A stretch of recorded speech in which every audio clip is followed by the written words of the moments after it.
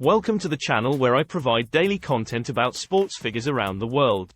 In today's video I give my take on the scintillating new book by the great Wasim Akram titled, Sultan. So let's get started. You will be happy to learn that the book flies from one event to another, from one page referencing a happy incident to another detailing something more sordid. This almost feels appropriate after all. Akram was the undeniable sultan of swing, conventional and reverse. By the time it's over, you feel as though you've been struck with an onslaught of information, most of it fresh or previously unknown. Don't let anyone fool you. Sultan is a fascinating book. The book follows Akram's voyage from a town in Lahore to the revered grounds of Lords and the Melbourne Cricket Ground. From using a tape ball to terrorize his boyhood friends to using red and white balls of various brands to overwhelm and overpower batsmen at the highest level. He always did this while grinning generously, though it was difficult to conceal his intense competitiveness. Akram, who was chosen by Javed Miandad but was inexorably affected by Imran Khan, reached dizzying heights during a career that netted him 502 one-day international and 414 test wickets. He only participated in 5 T20 matches, which is unfortunate because given his prodigious use of the ball and tendency to hit a good number of balls out of the park, he would have been a definite success in that format as well. But no matter how extraordinary the statistics were, Akram always had more to him than that, like all geniuses. There are no adequate words to describe the pleasure he brought the audience with his wondrous craft. Suffice it to say that supporters of all countries put their allegiances aside and delighted in his working over of batsman, friend or foe. Akram has been open about his respect and adoration for Imran, but this book will put any doubts to rest. Akram mentioned several times how the World Cup winning skipper gave him a hard time when they first met. He says, "I was his project. He made me emphasize my pivot as I reached the crease, which caused my arm to really snap.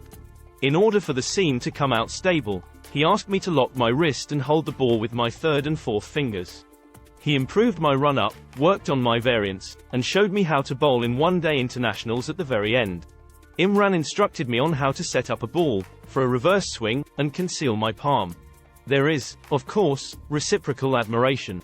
A celebrated international cricketer's glowing recommendation precedes each of Sultan's 15 segments.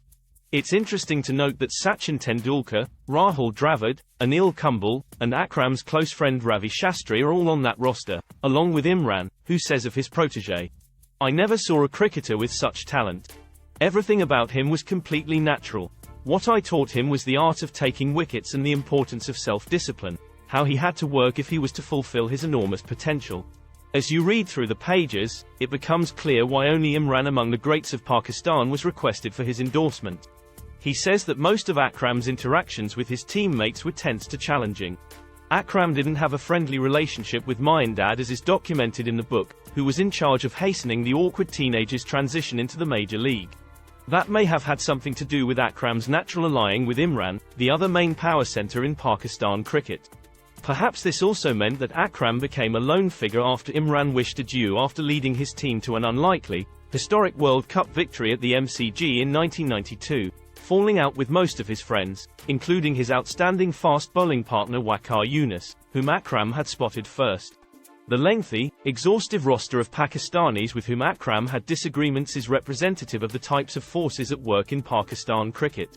Apart from Miandad and Waqar, his main targets are ex-captains Salim Malik, Amer Sohail, and Rashid Latif, as well as administrator Majid Khan, who is strangely Imran's cousin despite the fact that the two weren't the best of friends during their playing days. But he also made acquaintances everywhere else, especially at Lancashire, where he played county cricket for 10 years, from 1988 to 1998. While adamantly maintaining his innocence, Akram sheds light on the scandals that have dogged him, including the accusations of match fixing and ball tampering. He also discusses his cocaine addiction after his playing days and the role his late wife Huma played in helping him kick the habit. Akram explains how he first tried cocaine at a party in England. One line turned into two lines turned into an entire gram, and before long the drug was dominating his life. He details stints in rehab and documents at great length how challenging it was to remove the drug from his life. He is now married to Shaniera, and she and Huma, his ex-wife who sadly passed away, stand out as pillars of support and strength. They are both strong, courageous women who stuck up for what they believed in. The book was ghostwritten, and trying to capture the tone of the protagonist is one of the most difficult aspects of writing someone else's book. Despite the impression that it is Akram's tale and voice, Haig has handled the choppy waters with his customary deftness. Sometimes, however, I must say, the disregard for apparent details is startling, such as the 1987 World Cup being jointly held by Pakistan, India, and Sri Lanka. Overall, Sultan is engrossing, truthful, and candid, for the most part, but at times you wish there had been more. I recommend it to cricket fans all around the world and grade it an 8/10. It is a look behind the curtain at some of the politics and pressure affecting these giant sportspersons in the game we love. Knowing how the great man has overcome his demons makes me like him even more. Thanks for watching.